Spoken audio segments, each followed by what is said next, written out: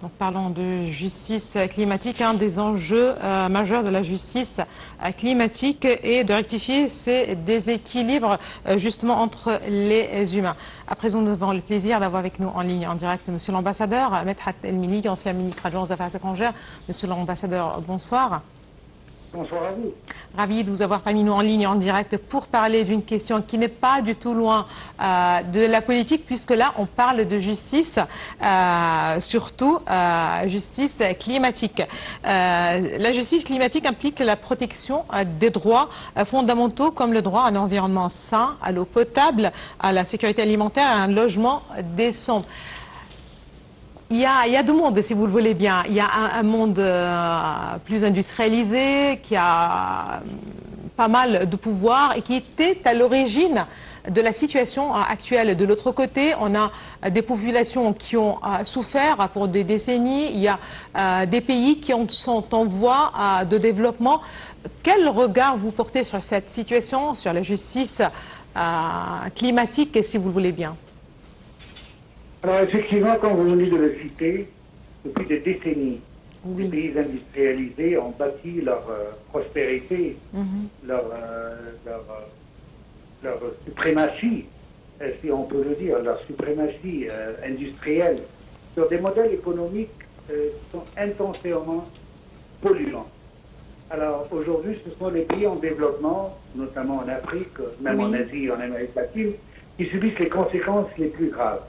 On peut le constater nous-mêmes avec les inondations, les vagues de sécheresse, comme vous l'avez cité, l'insécurité alimentaire, même des déplacements forcés à quelques citoyens à cause de la sécheresse. Pourtant, ces pays-là, dont je viens de citer, en Afrique, en Amérique latine et même en Asie, ces pays n'ont contribué que très marginalement à l'accumulation historique de ces gaz à l'effet de serre. Ce paradoxe souligne une injustice fondamentale. Les responsabilités ne sont pas partagées équitablement. Mais les conséquences, elles, le sont. Tout à fait. Voire davantage pour les plus vulnérables, tels que les pays africains les plus pauvres, et ainsi de suite, on le sait tous. Et d'ailleurs, l'Égypte contribue d'une manière très positive pour alléger le fardeau très lourd sur beaucoup de pays africains. Alors, si les grandes puissances ne reconnaissent pas dans leur discours l'urgence climatique, alors elles vont nécessairement ralentir les efforts ou les conditions à leur intérêt économique immédiat.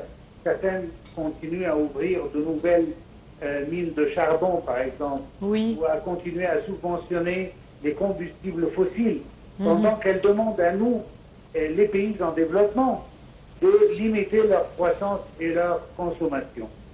Alors, les mécanismes qui sont mis en place jusqu'à maintenant, tels que, par exemple, l'accord de Paris, malgré qu'il représente un cadre utile, mais il reste faible sur le plan contraignant.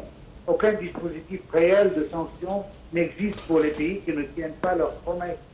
Les engagements sont plutôt volontaires et les responsabilités diluées, les financements promis, si on se souvient tous du fameux 100 milliards de dollars par an, n'ont jamais été vraiment mobilisés. Et ici vient que la demande des pays du Sud à l'aide, ce n'est pas un privilège, c'est une forme de justice, si j'ose dire, le droit à un développement durable appuyé par des moyens financiers, technologiques et institutionnels concrets à l'aide des pays avancés, développés, qui eux étaient à la base de la crise actuelle. Donc on revient effectivement à cette volonté politique, on revient à la nécessité de trouver des résolutions contraignantes, non seulement à titre facultatif comme ça, selon chaque État. Je vous remercie infiniment, Monsieur l'ambassadeur Medhat El Milig, vous êtes ancien ministre adjoint aux Affaires étrangères. Merci beaucoup à vous, merci de vos précisions.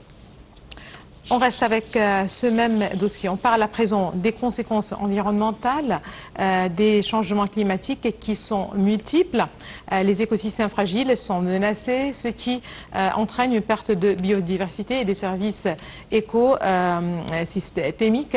La variation des précipitations affecte les ressources en eau, ce qui impacte l'approvisionnement en eau potable, certainement l'agriculture et les écosystèmes aquatiques.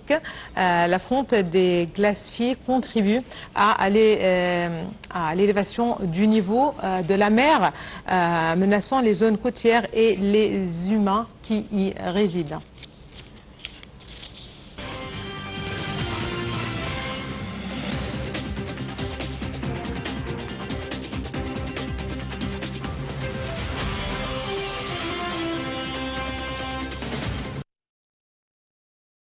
Le réchauffement climatique impacte inégalement les États et les secteurs économiques. Les industries vulnérables aux conditions climatiques comme l'agriculture et le tourisme subissent des pertes substantielles, ce qui se répercute sur l'emploi et la productivité.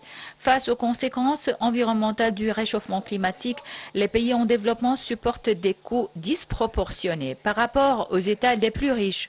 Les coûts liés à l'adaptation au changement climatique sont plus élevés pour les communautés les plus touchées.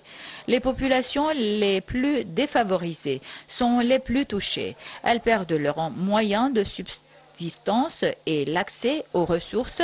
Le changement climatique impacte lourdement la sécurité alimentaire des plus démunis. Leurs conditions de vie et leur santé se détériorent. De plus, les événements climatiques extrêmes entraînent des déplacements de population, ce qui crée des réfugiés climatiques et exacerbe les problèmes sociaux.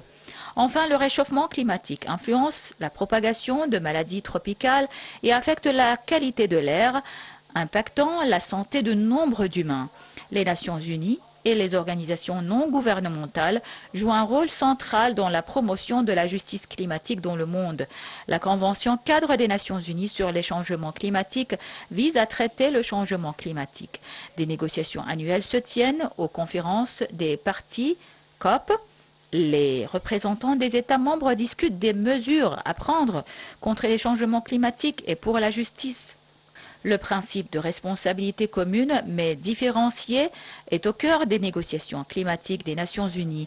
Les pays ont la responsabilité commune de lutter contre le changement climatique. Cette responsabilité doit cependant être différenciée selon le niveau de développement économique et les émissions historiques de chaque État.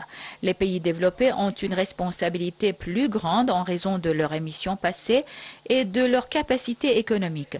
Les Nations Unies ont facilité la création du Fonds vert pour le climat visant à mobiliser des financements pour aider les pays en développement à s'adapter aux impacts du changement climatique et à atténuer leurs émissions.